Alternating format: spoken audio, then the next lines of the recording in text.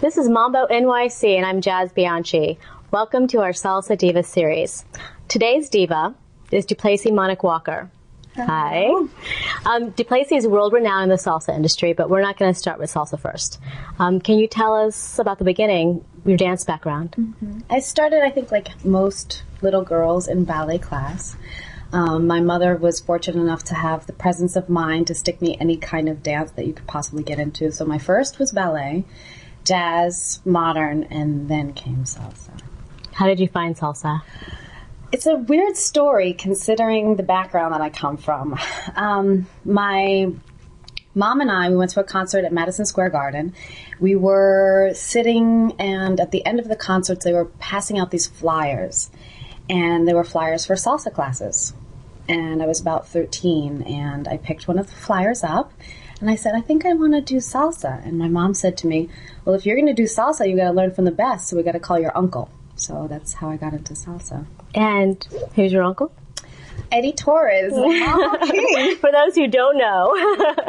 Yeah, I didn't know that he was, at that time, very close with Tito Puente, very close with all the living legends at the time in the 80s. Amazing pioneer for Latin dance. And I started taking with him when I was 13 and a half private lessons.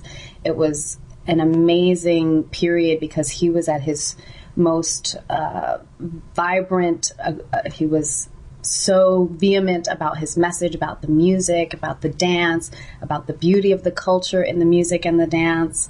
And I was so fortunate to be, number one, related to somebody like that, but also to get the training that I got. I got one-on-one private lessons from Eddie pretty much for hours and hours on end. And he is the Mambo King because of that, because of his vision. He's always had a vision about where the dance and the music and where everything would go. And of course, that was realized with the help of Tito Puente. Did you understand the vision at the time? Or were you just happy to be dancing? Yeah, I had no idea. I had no idea that he had this. He thought that Latin dance should be like on Broadway, that Latin dance should be worldwide, that the music and the dance, as well as our culture, should be seen on stage in a formal kind of a way. Right. Before then, it was kind of the nightclubs and the social scene. And to my knowledge, he envisioned dance companies dancing cha-cha, salsa.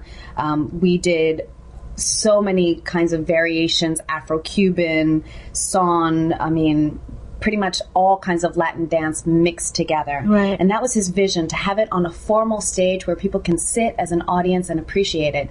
But again, at that time, I was like 13 and a half, so I was just so excited because I was dancing, which is my love. And number two, I was connecting with my family, which, you know, when you're always with your family, there's always a sensation of like deep emotional connection. And so I had no idea that he was going to be this big, actually. Right. Well, let me ask you a question. In contrast, because, you know, we live in New York, it's 2008, and it's really, there's this weaving of cultures and experiences, and you go to salsa class, and everyone is there, all kinds of people. What was it like back then? Can you give us a little bit of history from what you remember? Yeah, when I started, it was 1987, and I was taking classes at El Museo del Barrio, which is on Fifth Avenue, and at the time, Eddie, pretty much a lot of his students were from that area, from the Spanish Harlem area. So we had a lot of Puerto Ricans, predominant Puerto Ricans, Cubans.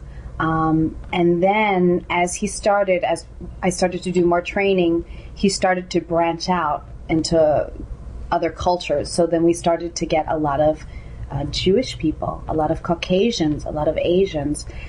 One of his premier dancers in the company at that time in 1987 was Delil Thomas, who happens to be Haitian.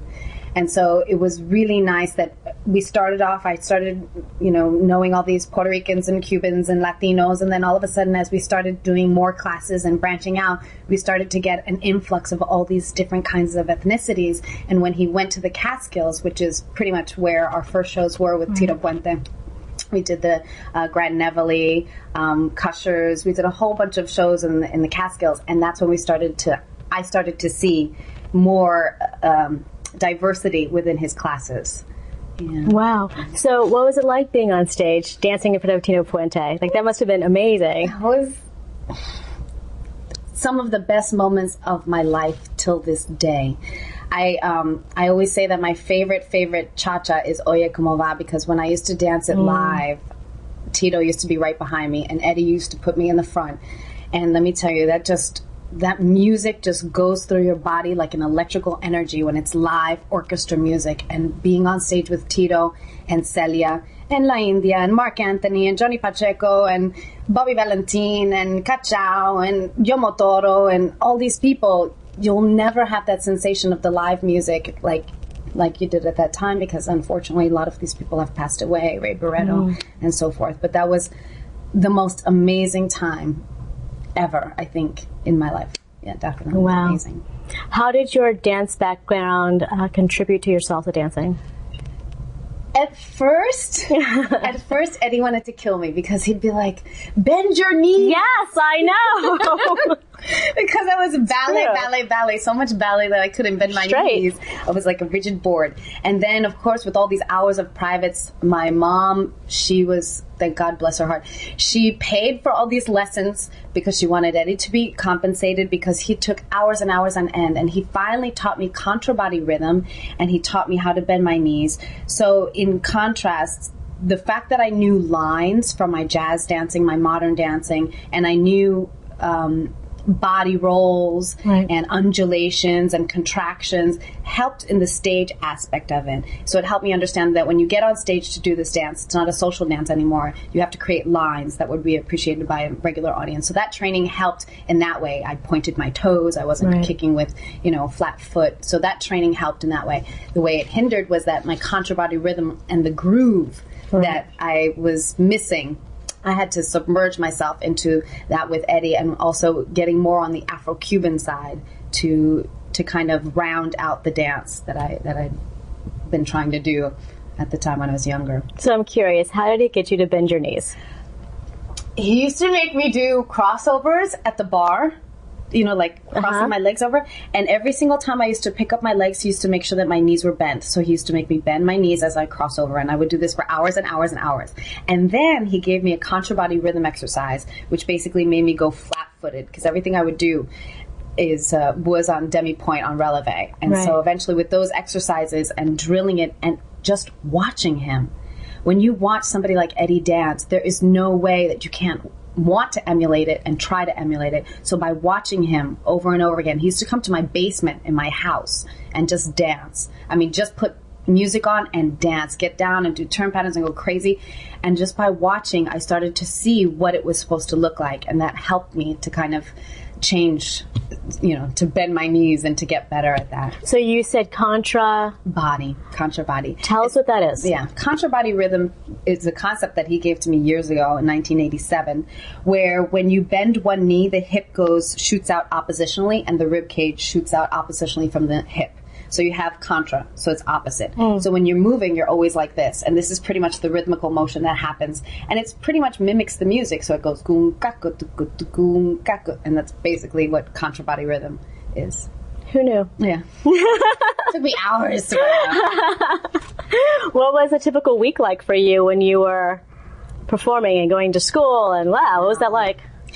My first stint, because I started performing professionally with Eddie as his partner, his dance partner, just he and I, when I was 14. Wow. We did our first show in California, in Pasadena, California. A friend of Tito Puente named Josie took us out there, and I was 14 and a half. And so, of course, I had to go to school, go to high school, come back, go to rehearsal, and rehearsals would start pretty much after his classes. And sometimes his classes would finish at like 9, 10 o'clock at night. And so then the rehearsals would go 10, 11, 12, 1 o'clock in the morning. Oh my God. And then I have to get up and go to school. So pretty much my rehearsal week would be like that almost every single day. And that was apart from the fact that when he was teaching his salsa classes, I would be taking my ballet class, my modern class, my jazz class. So I'd be doing my regular classes after my school. And then after that, I'd go see Eddie. And then when we started performing in all these nightclubs, it would be like 2, 3 o'clock in the morning, and I'm getting home and I'm getting up and I'm doing my homework. And then as I got older into college age, his rehearsals would start very late because, of course, he'd have his little shot of espresso Starbucks. Yeah. And then rehearsals would start after his class, and he'd get so motivated in his classes that his classes would go for hours and hours on end. And so by the time rehearsal came, it was like 11:30, 12. And there were times we rehearsed till like 2, 3 o'clock in the morning. But I wouldn't trade it in for the world. Wow. What great memories. Oh my gosh. I'm so happy that it happened.